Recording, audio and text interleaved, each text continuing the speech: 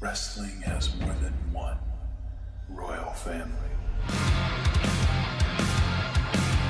The idea for it, really, we can't take credit, I guess, for the idea of a new wrestling league as much as for over 18 years and almost 2 decades, wrestling had really just been centered around WWE.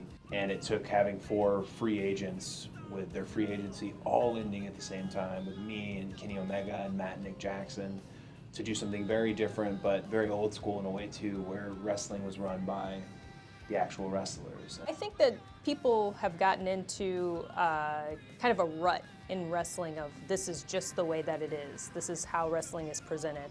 And it's been very important to us to present wrestling more as a scope of what the world actually looks like.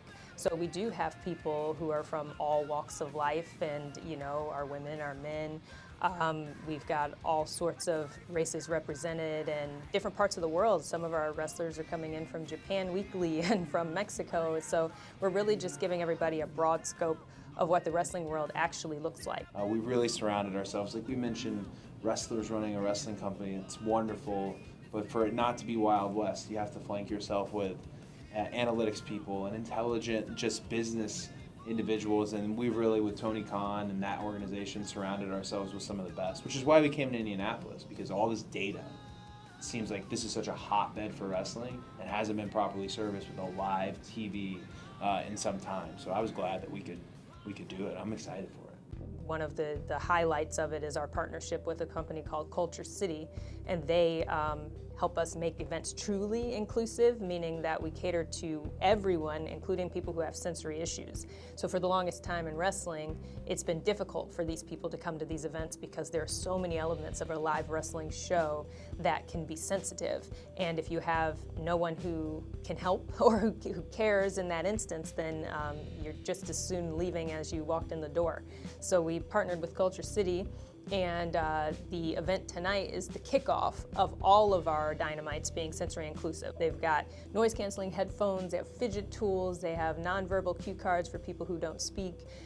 They're really fantastic. The biggest star at AEW, we could say it's Chris Jericho, but more realistically, the biggest star in the company is the fan base.